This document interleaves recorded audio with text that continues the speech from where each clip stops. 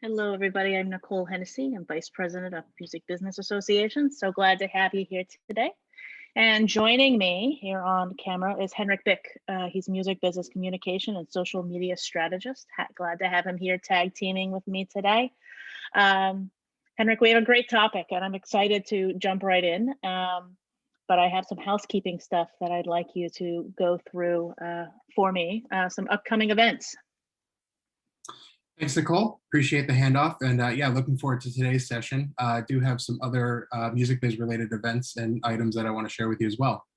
On top of the news that I'm about to share with you, be on the lookout to our website and social media. Website is musicbiz.org and social media on all accounts is musicbizassoc at musicbizassoc.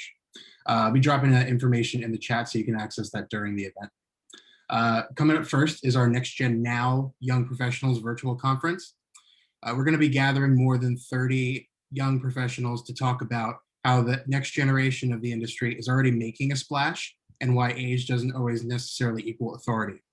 Last week, we announced that on day 3, Love Renaissance co-founders Tundi Balagan and Justice Biden will partake in a joint keynote on entrepreneurship in the music business and their unique approach to working with artists. So be sure to check out our website to register now. As I said, there's more than 30 professionals sharing all of their insights over 3 days. So there's a lot to cover. And just announced today, we have a new metadata event specifically for the creative community and their teams called Proper Data Planning, and it'll take place April 27th to 28th. During the event, we'll dive into what metadata you need to collect, what you need to do to start the collection process, and why all of this is so important to make sure that you're receiving accurate royalty payments and playlist placement. So registration is open now. We've just started rolling out program details. You can visit our website for the agenda. And in the coming weeks, we'll be adding our speaker slate as well. Going back to webinars, we have a couple other sessions coming up through the months of April and May. Our next one will take place April 8th, hosted by MIDiA Group. And the topic is why music licensing is so important for tech companies and startups. And it's something that should be handled in the beginning process of setting up your company as opposed to the end. And how MIDiA Group and offerings like their adapter platform can help in that process. And then that is followed by sessions by PECs and music reports. As I said, be sure to visit our website under the events section. You'll find all of these past events I've talked about and the webinars as well. And then outside of the realm of events, last but certainly not least, in late January, MusicBiz launched our mental health fund. It's a specific fund that we've partnered with the SCARS Foundation, which was founded by Godsmack frontman Sully Erna, and Music Health Alliance, to make sure that our members who've been affected by the COVID-19 pandemic have access to very essential mental health services, including screenings, therapy sessions, you name it. So be sure to visit our website if you're a MusicBiz member to apply. It is under the Empower section of musicbiz.org. And now back to you, Nicole. Thank you so much. Lots of good stuff going on at MusicBiz. I hope you guys are all as excited as we are. But talking about being excited, I was very excited when Maria from TuneCore reached out to me and we were talking about what was happening at TuneCore. And she told me about this upcoming study and we started brainstorming about how TuneCore and MusicBiz could work together to share this, this study with the industry. And so we're very humbled to be the vehicle to put out such important research. As you know, MusicBiz is headed by Portia Sabin and myself.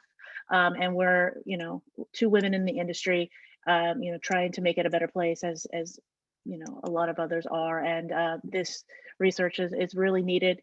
It hopefully is a vehicle for a lot more conversations on the topic. So TuneCore, MIDiA, Believe, thank you for trusting MusicBiz to, be the vehicle for putting this out there, to the world. So without further ado, we're going to get right in. There's a questions box on your screen. If you have questions for our presenters, put them in there. If you want to chat amongst each other, please fire away in the chat box. So Andrea Gleason from TuneCore is here, and she's going to take it from here. I'm going to mute myself and step away.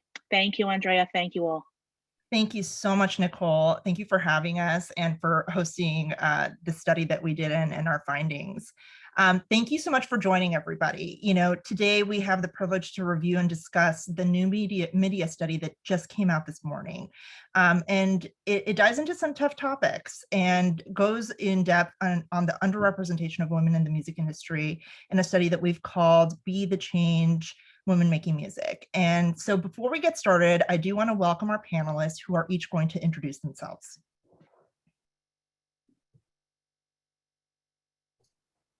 Okay, so I'll go first. Right, my name is Mark Mulligan. I'm Managing Director and Analyst at MIDiA Research, and we the project lead on from the MIDiA side on this project, and yeah, really can't wait to dive in and walk you through some of the findings of it.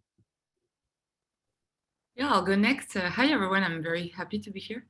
I'm Milena Tayeb. I'm VP Trade Marketing for Believe Group. And my current role is to oversee Believe's editorial and marketing partnerships activities to ensure the promotion of our artists and labels on digital platforms such as Spotify and Apple Music. So I've been with Believe for 9 years, changing position regularly. I spent a long period of my career leading Believe's video strategies in France, Africa, and the Middle East. And before that, I did a master's degree in gender studies, actually, studying in the US and Spain. So yeah, very enthusiastic about being part of this. Thank you, Andrea, for inviting me. Hi, my name is Dominique. I'm an artist and producer, songwriter. I've been producing music for about 8 years and releasing it as an artist for about 6. I also produce music for other artists and for various sync projects, and I'm super excited to be a part of this panel. Awesome. And I'm Andrea, like I mentioned, and I'm the CRO and company co-head of TuneCore. Joined TuneCore in 2015, and prior to that, I actually didn't come from the music industry. I worked in e-commerce and retail for over 10 years in the retail industry. And so for me, it was a very new experience to come from retail, where women hold roles at all levels of the organization, to come to music tech, where both on the business and creator side, females are just so underrepresented. Which leads me to what really inspired the study. And I want to give you guys the background on that, because often, driving change is always kind of like a little bit of an individual journey. And I feel like if we do take personal interest is when we can really make change happen. And so I thought not just putting the studies out, but kind of getting to how we engaged and how we got here would be really helpful for everyone to know. So let me pull up here. Okay. Let's see if I can get it to full screen. Sorry, guys. My little controls are everywhere.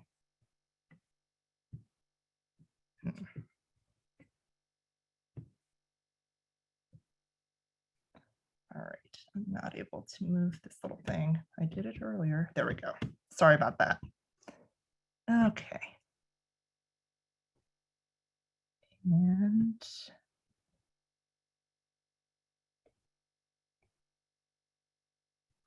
all right, so a couple things that, like I mentioned, it's a very personal journey.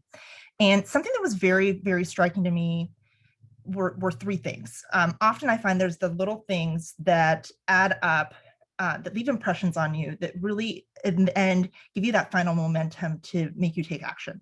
So at TuneCore, when I was pulling the recent breakdown of our artists and who they are, one thing that was really striking is that it's continued to be very low in our representation of women artists. It's stayed pretty consistently in like the 20% range. And this last year, it's been right now at 28%.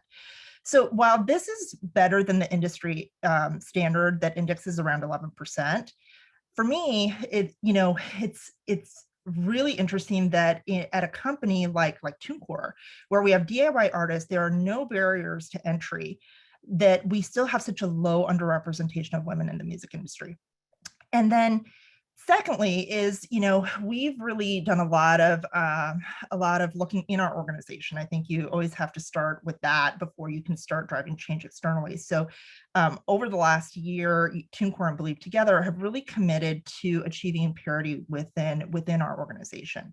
And so we've put a lot of initiatives in place to look at and update all of our efforts around recruiting, development, how we promote our employees to make sure that we create equal opportunity.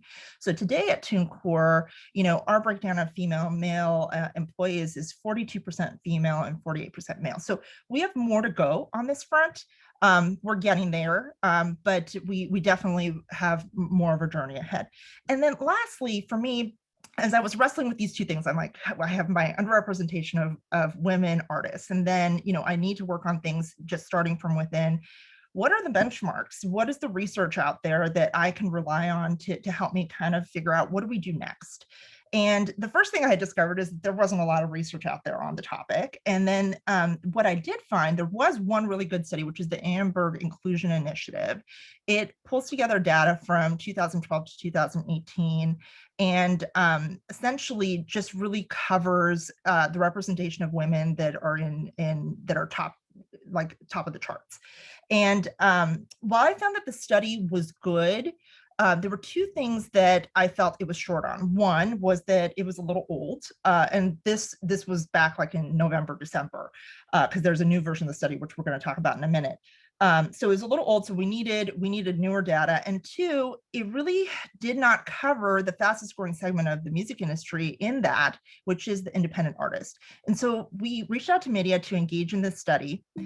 And so subsequently, before we go into all of that, I did want to talk about the new findings that really came out that really are noteworthy to our discussion today from the Annenberg study, which is showing that the representation of women in music, even at the top of the charts, has not improved in the last decade. So much more meaningful change is needed because not only has it not improved, in some cases, it's actually gotten worse. And so what we're so excited about with the new study is that it doesn't just talk about what are the numbers, because yes, that's important. You have to know where you're at, but we wanted to get to like what is happening and to drive awareness to that, and then uncover the why and start to inspire all of you and us and to work together, because only together can we really drive meaningful change to make progress. Because while a lot of people have said, yes, we support this, clearly everything we've been doing for the last decade really hasn't moved the needle. And that's what we want to achieve with this deep review. So with that, I am going to roll it over to Mark, and he's going to walk us through the study. Perfect. So thank you, Andrea. There's no irony that here we are doing a presentation about the women in music being presented by a man. I get that, and I am shamelessly standing on the shoulders of the work of two of my colleagues, Hannah Kalat and Srishti Das, who did most of the authoring of the report. So I'm hoping I'm going to do their work justice. So Andrea, if you just want to move on the slides a couple on, and then we can get one more, and then we can get going there. So let me tell you about what this survey is, what we tried to do with it, why we've done it in the way that we've done it, and the things that we have come out from it. So first of all, at MIDiA, we've fielded a lot of artist surveys over the course of the last few years. So we've got a pretty good sense of what motivates independent artists, the way to field them questions, what they want to share, what they don't want to share. And so we wanted to bring this sort of expertise to really help dive into understanding what is different and why it's different for women producers and artists and songwriters. And there's also this really big problem that I had, this sort of like methodology challenge, which is all the time when we go and field these independent surveys to artist surveys for independent artists, we end up with a predominantly male set of respondents, which is incredibly male skewed. So we knew when we wanted to do this, we were going to have to work extra hard to go and get a really good, sizable panel of women in music, and to do that. we had a huge amount of incredibly valuable support from women music associations across the world, and who really, sort of gave us a lot of support, shared the survey with the members and helped promote it, etc. So it is because of really sort of women in music coming together to help us do this. Without that, we just wouldn't have been able to get to where we are now. And what we've ended up with is a really big, sizable survey. It's 500 people plus filled in, completed the survey, of which 400 are female creators. And so I think what it means is we've got a really solid data set. Before diving into all the findings, the reason I'm saying all this is because some of the issues in here are contentious. Some of the issues in here, you are going to have some, sort of resistant male voices in the industry not being comfortable with some of the findings. So we wanted it to be absolutely solid in terms of, making sure the sample was big enough, it was representative, so, so the data just couldn't be questioned. And I won't go into any more details about, the actual composition of the panel itself, and also the report is available for free for everyone. You can get it on the TuneCore website, you can get it on the MIDiA website. I think Nicole will be sharing a link in the chat or after this.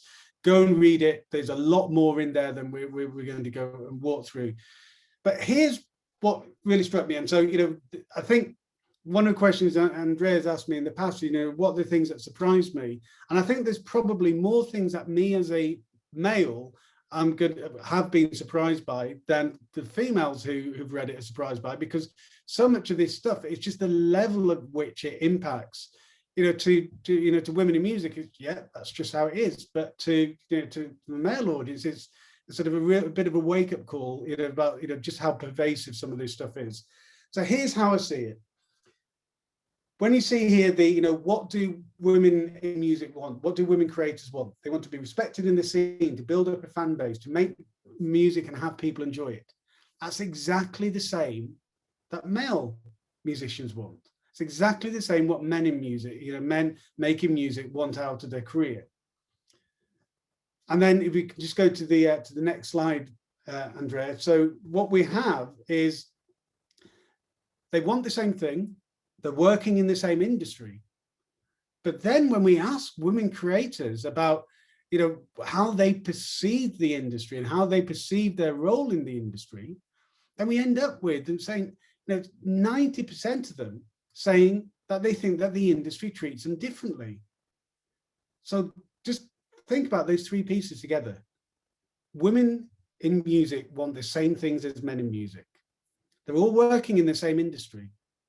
And yet from the viewpoint of a woman, it feels like a completely different industry because they are treated differently. And I think everything which I'm going to go through in the remainder of this presentation essentially trickles down from that starting point, that they are treated differently. And so all the other things that happen are, as a result of, having been treated differently. With all of these slides, I'm not going to walk you through every single data point on there. A, you can see it while I'm talking, and B, you can go and get the report if you miss it. But, I'll call out one or two things. The other thing I'd call out on here is there are not as many female role models for creators. Now, there are some fantastic ones out there, and we in the report, you'll see we deep dive into, the people who are put forward as role models, but there are not as many of them. And there's a lot of cause and effect in here. Things which are challenges or hurdles or problems are the effect of the exact same challenges, hurdles, problems. So one of the reasons why there aren't as many role models for female creators is because there aren't the same level of opportunities, because they're treated differently. Okay, we can just pop on to the next slide. So when we look at this sort of what women making music feel are the sort of the biggest challenges for them, we can group them into three buckets. We have those which are related to discrimination, those which are related to resources, and those which are related to confidence. And I very much see confidence as being a second order effect of those first two things. If as 90% of women making music say that they feel that the industry treats them differently, they're saying they're having to develop that they're having to develop coping mechanisms. They don't feel that they are, they're listened to in the same way by male counterparts as, as male artists are, etc. So all of those things are inherently going to impact the confidence of even the most confident person. So number one, the challenges faced by women in the music business that they consider to be the main challenge: sexual harassment and objectification. Now, I know those are two different things, but they're also causally linked. And obviously, we're in the era of Me Too, so some of the the harassment side, we're beginning to see some some long overdue progress. But the objectification, in some ways, this is many of the things that we'll be talking about here. You'll be able to say, yes, these are just microcosms of what is happening in wider society.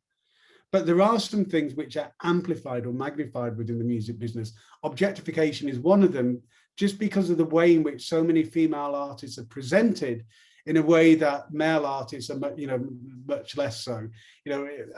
So that really stands out as the top thing. The other is, I think, is two other things I'll just point out here. One is ageism, and again, this is sort of, all these things are intertwined to some degree or another. But if you think about the objectification and that sort of a female artist will tend to have to rely upon her image more than a male artist. And unfortunately, there's sentiment, within the industry, which is pretty pervasive, that, if it's going to be a sort of a female pop singer, for example, then, the focus is around younger female pop singers and not around older female pop singers. And it's harder for a female to feel that she can maintain her career as she gets older than watching a grizzly old sort of, sort of aging rock guitarist. People go and see them in their millions every year. It's way easier as a, as a male artist to be able to age and for it not to affect your, your perception. And then there's one other bit of ageism, which we'll come to in a bit, which is, of course, where motherhood fits into all of this as well. The last bit I'll just pull out from here is the idea of resources. And, hopefully you've caught from the, the name of the report, we've called it Be the Change, because we very much, and, my colleagues, Hannah and Srishti, who did most of the writing of the report, we've collectively very much wanted to say, this is not just going to be about saying, look, here is finally comprehensive data to show you just how pervasive many of these things are. But let's focus on what we can do with that. Let's focus on what can be changed. And the change is not just women being empowered. Also, it's about men. Men are more the problem, and they're the ones who also need to be, brought along and help make this change happen. And so, here with like male-dominated resources, this might look like a fairly small thing, but actually, each of these little pieces of the puzzle, they help empower the current generation and the next generation, and it just makes, essentially, we need to pull every single lever that can be pulled, because there is no silver bullet here. This is not about, oh, well, we'll do some legislation on, on equal pay, and we'll get some, statutory things in place about, discrimination policies and equality. All those things need to happen, but also lots of the smaller things need to happen as well. Andrea said at the start about this, sort of changes a personal journey. It's absolutely, this is a case of, mobilizing everyone as individuals to make change happen at an industry level. Okay, we can pop on to the next slide. So I'm going to go through the next few a little bit more quickly.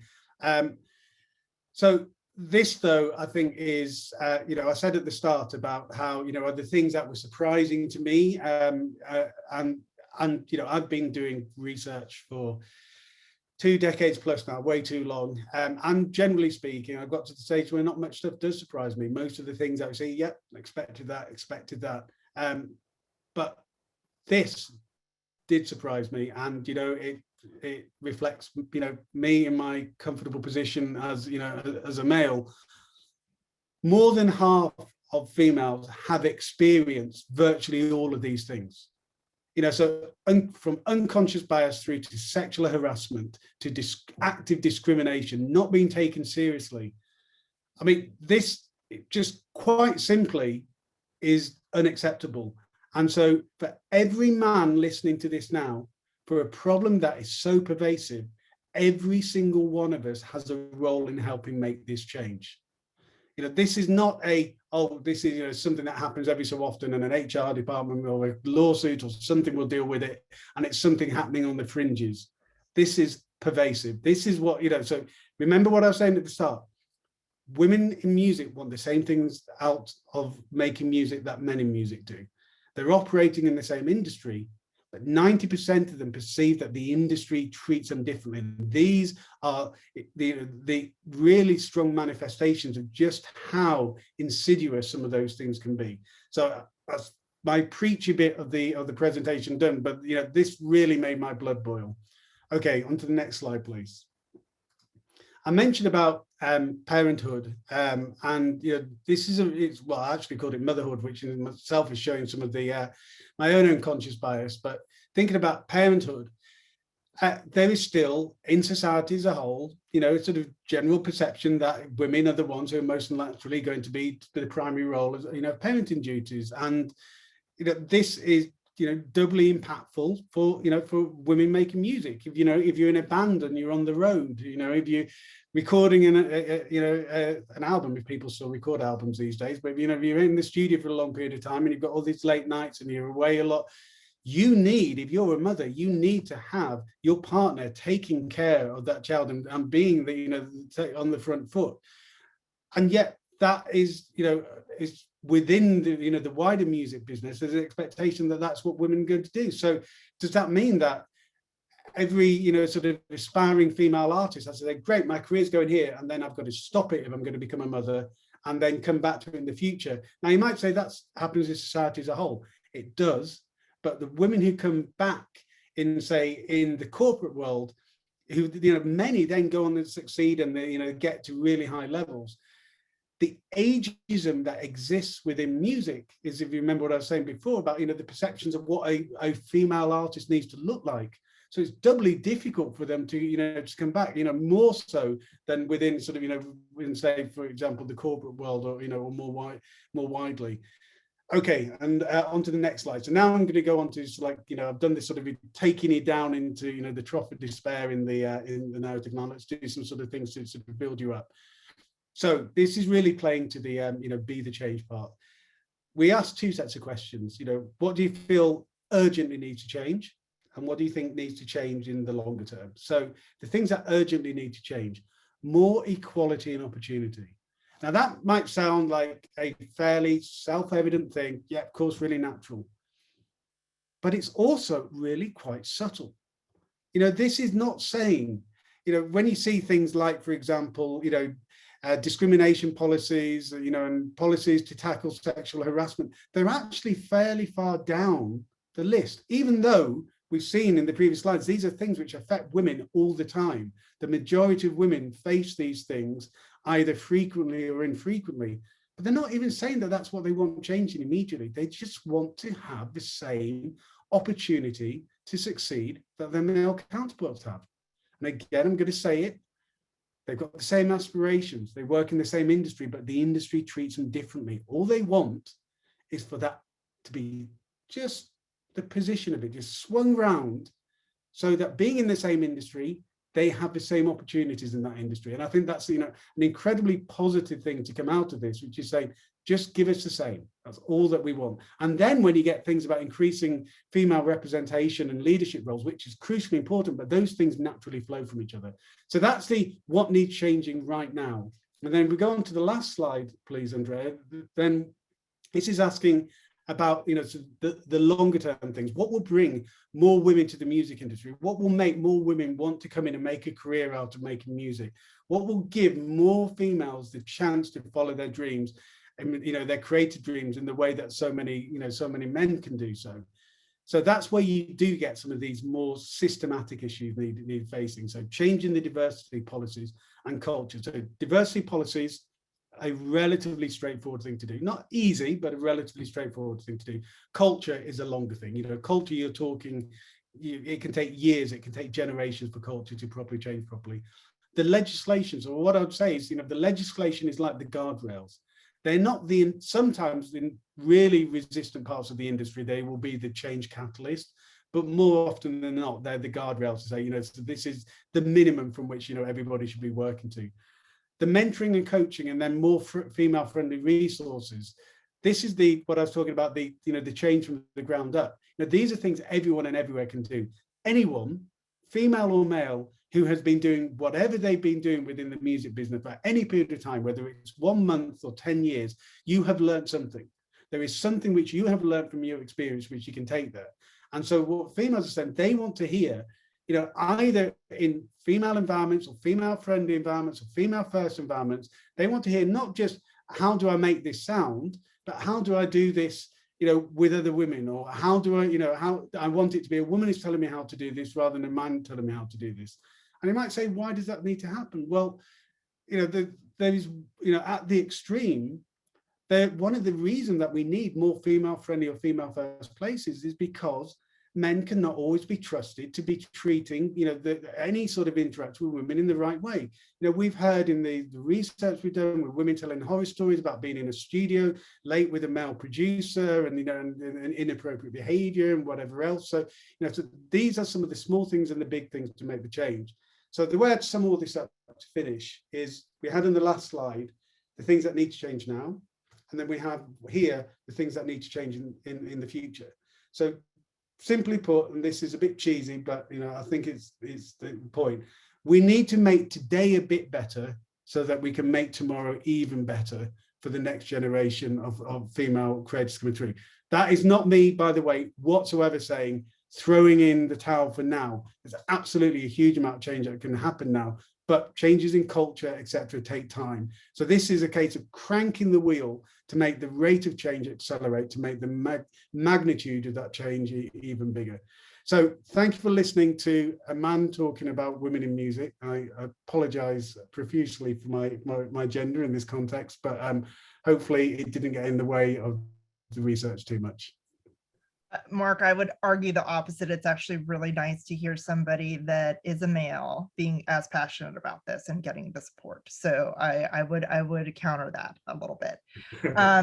Thank you so much for walking us through all of that. And we're going to open it up to the panel just to have the discussion. But before we do, I went into asking Mark to put this together really for me to figure out what I'm doing, but I thought I'd share it with all of you. And the reason it's so important to get it out there is because there's no one organization, no one person that's going to be able to build for this. I mean, I had the privilege of kind of starting to see some of the insights of this study as they were coming in. And, we started putting some things into motion. This month we do these small group education sessions for a subset of our artist base, and like 20 people join each of them. So that's 40 women I was able to impact this month.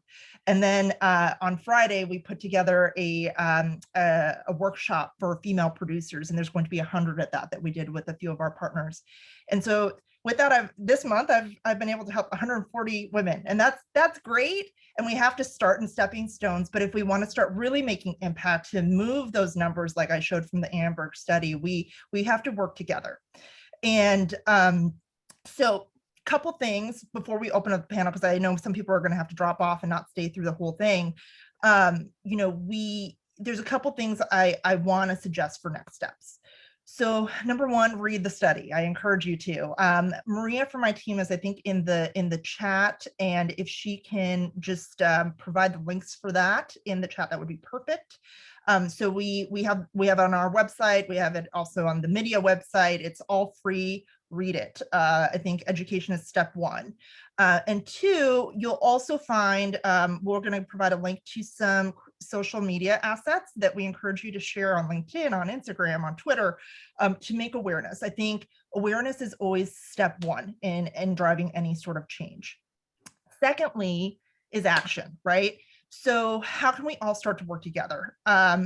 I put together a LinkedIn group. It's called Be the Change, Women Making Music. Please look it up, find it. We'll also provide a link to it in the chat, and then we'll send it out afterwards.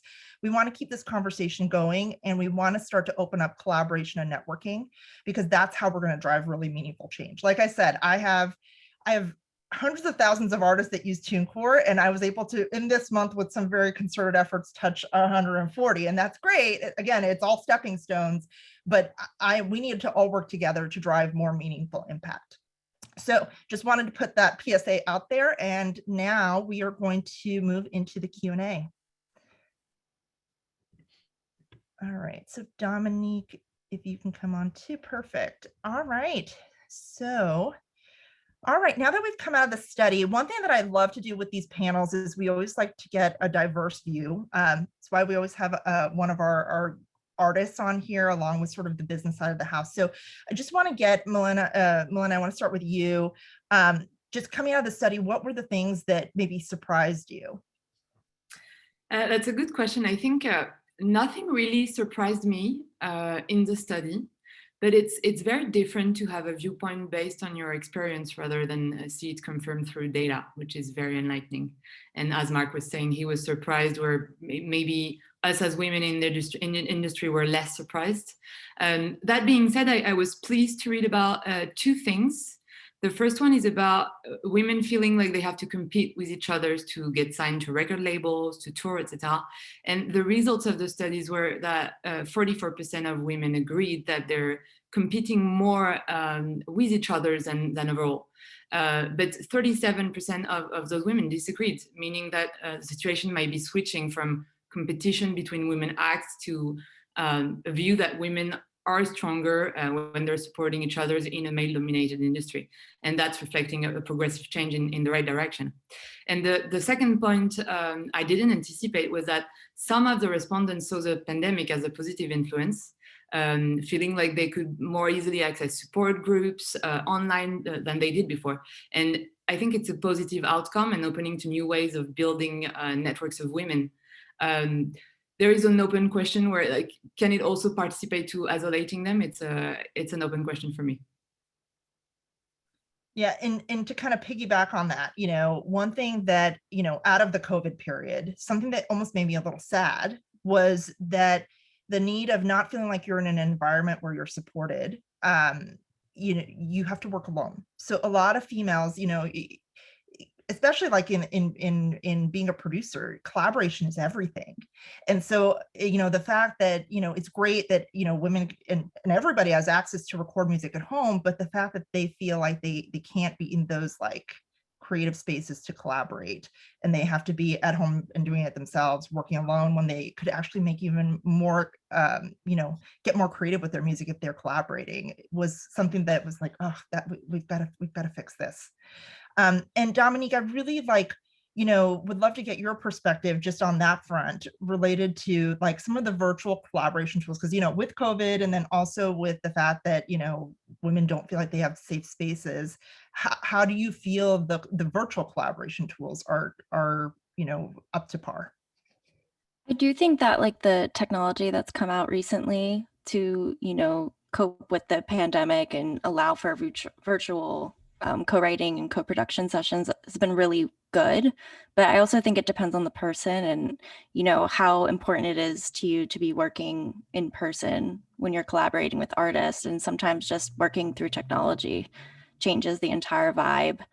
And personally, I don't love collaborating over like virtually. It's completely different than doing it in person. So I've almost completely resorted to working alone again. Whereas like the past few years, I was always working with other women. I shared a studio that I rented with 2 other women, and we just had artists coming through like every day, and it was great. And it's just not happening anymore due to COVID. And Mark, on this, you had some additional thoughts on the study that maybe were also kind of an extension that you think were something that we needed to work on from a support system perspective. Can you elaborate on that? Yeah, so there's a bit of an irony here. So this is a survey about independent female artists, and so they're inherently different from record label artists in that they're having, they've come up doing much more on their own, and they're choosing to plot their own path. They want, they want more their own creative independence and, commercial independence, etc. And yet what we're also hearing is that, there's a real demand for more resources, more support, more mentors, more role models. They want that support around them. If you're in a record label, then you know, assuming you're not working for a completely misogynist record label, you've got a bunch of support, like an HR person you can go to if something inappropriate happens. You've got people there to lean on. You've got the infrastructure. So independent artists are doing things their way, yet they lack that sort of support. And, you know, and there's a quote from a sort of a BBC documentary a little while ago. It's like, one of the big problems for women in the music industry is the music industry per se does not have an HR division. You know, they don't have that, you know, sort of that place to go and the support. So, you know, we've seen, you know, I said at the start that we work with a lot of, you know, of women's music associations for this. And so it's, you know, it's amazing to see how many there are out there, all covering so many little different niches of the industry. So there is that sort of support network coming up, but there needs to be something else in, you know, there as well. There needs to be more there. And whether that is, you know, companies like TuneCore can, you know, provide it, whatever it might be. The women in the study was telling us they want more resources, they want more support, they want more role models. It's awesome. Definitely something we all need to work on. And to add to what I said earlier, this is an area that if we can think of ways to create more of a support system at scale, I'm eager to talk to you, reach out to me. Dominique, to continue kind of a little bit on your personal journey, because you mentioned a little bit about how it is working alone, you know, can you give just everybody a little bit more background on your journey as an artist and producer, and, you know, things that were in the study that really resonated with your journey? Yeah, so when I first started making music, I started producing at the same time, but I wanted, you know, when anyone first starts out, they're not like an expert, and I wanted to collaborate with co-producers. But I found that process to be really frustrating for like the 2 years that I did it, because you don't feel like your ideas, you know, always get taken into account, or they are being shut down. And even if you're the one who it's for your project and you're supposed to be like the executive decision maker with everything going involved, and you're the one funding it, still you experience, you know, people shooting down your ideas. And it was so frustrating for me that, you know, I decided I'm just, regardless of how bad my music might come out, I'm just going to be the only person working on it, and I'm not going to collaborate anymore, because I just want this to be just my vision. And, you know, if collaboration won't allow my real vision to come out, then that's what I'm going to do. But yeah, that's kind of how my journey got started. But, you know, since then, I, like in the past couple years, I started like 8 years ago. So it was a different culture and, you know, everything back then when it comes to like women in music. Since then, I've been able to connect with like a lot of other women producers. And, you know, I've mostly worked with women in the past few years, but it wasn't like that in the beginning. Yeah, I mean, it's got to be really disheartening to have your idea shot down, and you know, and then it's great that you're collaborating with females, but this goes back to, you know, all of us need to make an effort in this, including men, to be aware of this, because we have to be more open. And it's interesting. It's like, why were they shooting down those ideas? Why do women don't feel heard? And it goes into some of the things that Mark mentioned at the beginning, in what were sort of the drivers of why women aren't participating and underrepresented. A big thing being confidence, right? I mean, it's gotta really have affected your confidence, and then you had to go turn that inside out, to really kind of take it out through the other side. So let's expand on that a little bit, because you had a viral hit that happened last fall. And do you mind just giving everybody a little bit of background on the song Girls Can't Produce, what drove it? And, you know, just for everybody, this song now has over 3 million views on TikTok. So it's really had a lot of impact. If you can just share that with everybody, and then we're going to play it for all of you. Yeah, absolutely. So I was just regularly posting TikTok videos, and one day I made this one about talking how I want to have the mindset that I want to be the best producer in the world. I'm like constantly going to be trying to get better and better, no matter what, every day, you know, and just talking about like my journey and like what I want to become. And someone commented on it saying, "Girls can't produce, give up." And my manager saw the comment, was like, "You need to respond to that." And then I was like, I should make it into a song, like turn his lyrics into a song, proving that girls obviously can produce, and, you know, try to make it really good and prove them wrong. And I didn't think it was going to do, you know, as well as it did. I didn't think other people would be able to understand and relate to the fact that, you know, women are really underrepresented in music production, but it did. It definitely blew up quickly, and it was a really wild experience. Great. So why don't we pull that up and just play it? And Nicole, if you don't mind, let's just do 1 minute of it, because I just want to be thoughtful of the time to open up to more questions as well.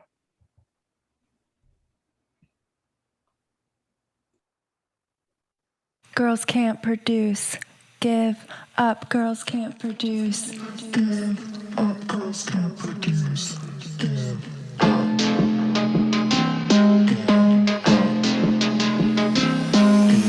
I don't really get why it's a stereotype. Looking at the past with the door shut tight, but now it's pretty damn clear what a woman can do. Now we at the studio up in our bedrooms, yeah. I know that I'm on the money, ready to become legendary. 8 years shit for this thing from temporary. In it too long to be told that it can't. Now let me cut the track just as good as your man, yeah. You could try to convince me that I can. My pride, it's going up, up, it's up. Way too high. I don't really want your validation. Get better, get better.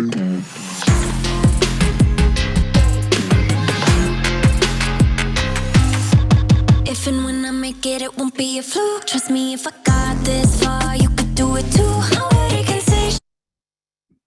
Thank you so much. I mean, bravo.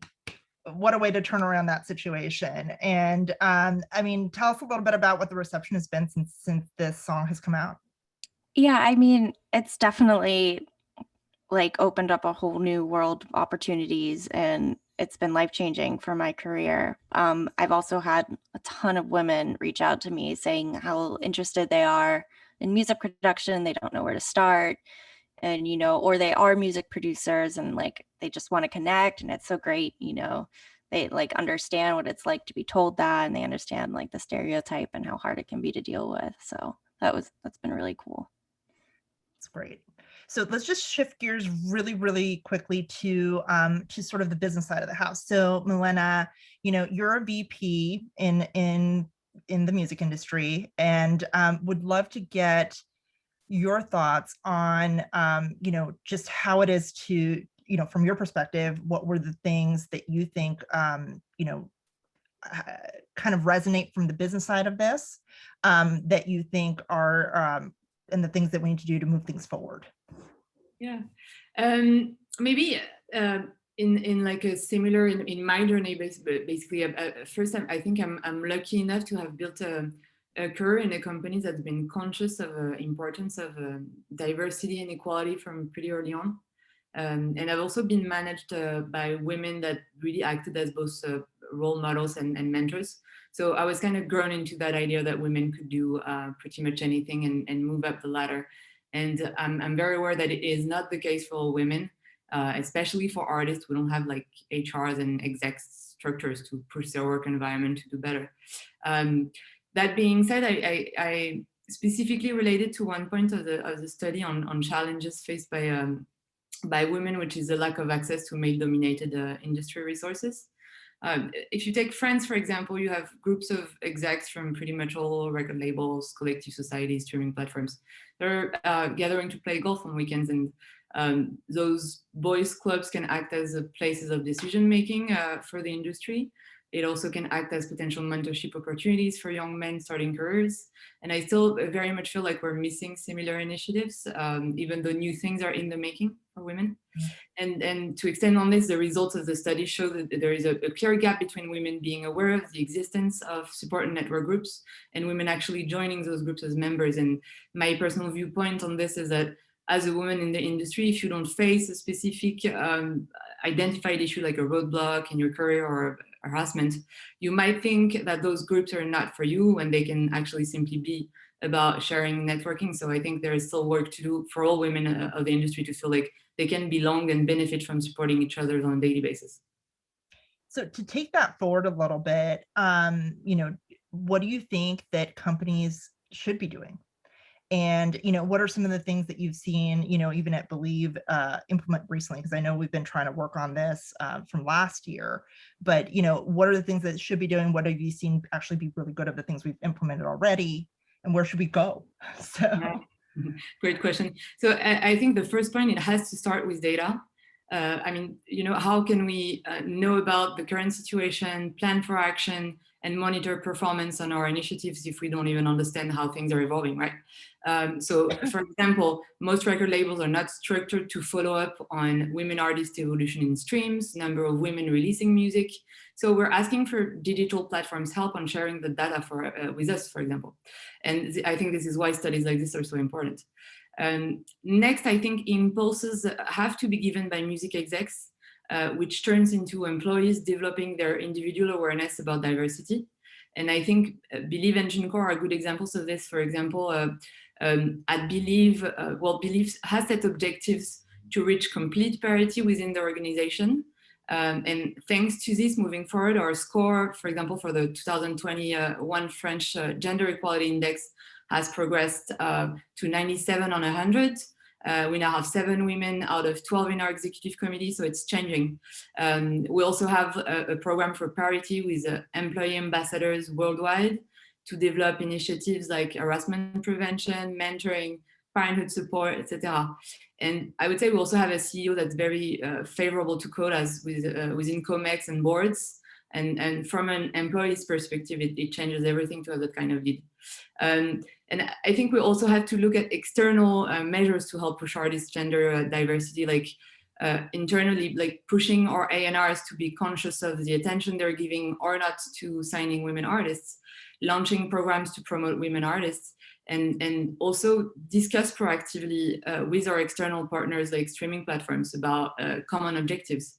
And if you're taking an example, like if platforms were and are starting to have specific programs or quotas on how women are represented in editorial support and marketing budgets, the offer will increase, and then in return, record companies will sign more women because they know they'll have support from the platform. So it's obviously more complex in execution than what I'm describing, but I think that's where we should be headed. And I'm seeing more and more discussions and initiatives happening with platforms and record companies, and it's great, but I think we should accelerate, to be honest.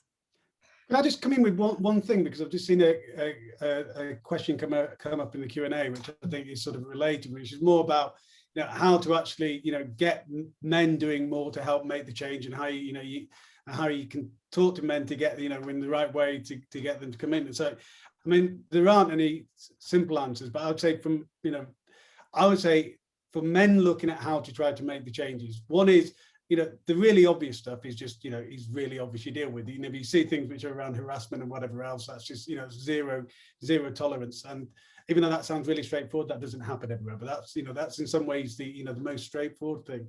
I think, and one of the things I said in the presentation, a lot of this is about the small things and the small things that add up. So as a man talking, you'll probably find yourself that there's a whole bunch of things just in your everyday vocabulary, which is actually absolutely full of unconscious bias. Just saying, hey guys, well, no, actually half the people in the room aren't guys. It's like, would it sound, how would it sound if you went, hey gals, to a whole room which half of them are men? So there's lots of tiny little things like that, but there are also more important things, which is, looking around your colleagues. If you're in management, then looking at the people who are beneath you, but looking around you where people are just, day-to-day males making small mistakes. Pick them up on it. Pick them up. You don't need to show it out in front of everyone. Take the side. Look, you probably didn't realize this, but when you were talking over somebody this way, or not listening to that opinion in the same way, think about it. Why was that? Is it because the opinion wasn't important, or was it because it was a woman who was saying it? And then most importantly, and particularly if you're in any position of leadership, give women a voice in your company, in whatever it is you're doing, whether it's in a band, whether you're a manager, whether you're, whatever it is, just make sure that you're giving, women the platform to get there. And the last bit, just to tie back to the question about how to, encourage men to, sort of, whether it's inviting more panels and, exposing them to the ideas. I'll tell you one thing men should absolutely not do in conferences, which absolutely drives me crazy, is having a women in music panel. you know, it's almost like, oh, this sort of little thing over there in some sort of back room. It's whatever the issues are, they're industry issues, and some of them happen to affect women more than they affect men. But either way, they're industry issues. So can we just have an end to women in music panels at conferences, and everything is just, whatever it is, it's center stage and it's for everyone. Really ties back to your point at the beginning. It's like, just let's have equality, treat it equally. Why are we treating it differently? Because that also kind of goes to the unconscious, right? It's all related. So we have a question here that seems a little tricky. So there, Claire Duffin, she is writing in the final stages of writing for her PhD and is doing a study on independent female music creators based in Scotland with a focus on motherhood and dual working. Has conducted 29 in-depth interviews, and key recruiting issue relates to the lack of space in the creative flow. This seems to be one of the main constraints in the MIDiA report, where it implies that COVID lockdown has actually provided more opportunities for DIY artists. Can you elaborate on anything that relates to the space's physical, mental, and that the report has made and you think more about more closely that might support more women and juggling dual multiple roles, inclusive parenting? So kind of bringing in a few pieces of the study together. So I think, you know, one thing is the experience in the UK is, as with a few other European markets, the impact of COVID was much more pronounced because we had stricter lockdowns than, you know, other places that have in the world. So, you know, life did change more dramatically for people, you know, in the UK. And so, you know, juggling, you know, where it is a, you know, a household with with children, both parents at home having to juggle full-time parenting, schooling the kids at home and everything else. I, you know, can absolutely understand how that, you know, can completely, you know, not disrupt but destroy the creativity, you know, for an artist.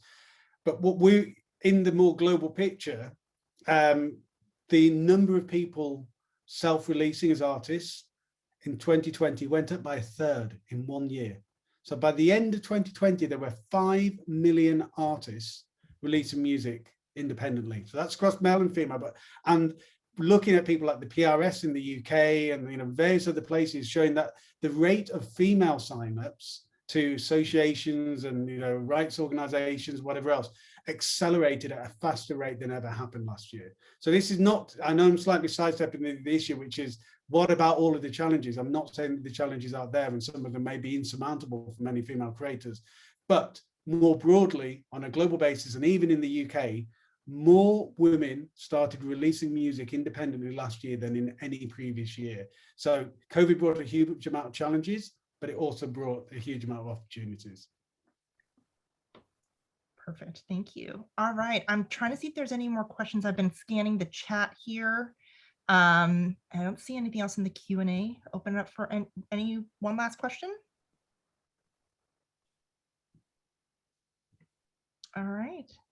Well, we will post as a follow-up. I know we're going to do a follow-up email to give everybody, you know, the presentation and the links to the study, to the groups, everything we mentioned here. We really want to thank you for joining us in this this very candid review of like where we're at. We hope that it really gives you a view about maybe some ideas that we can all work together on to solve this bigger problem, but that takes some steps. So thank you very, very much. And I look forward to hearing from all of you. Join our groups and let's work on this together. Have a great day. Thank you, everyone. Thank you.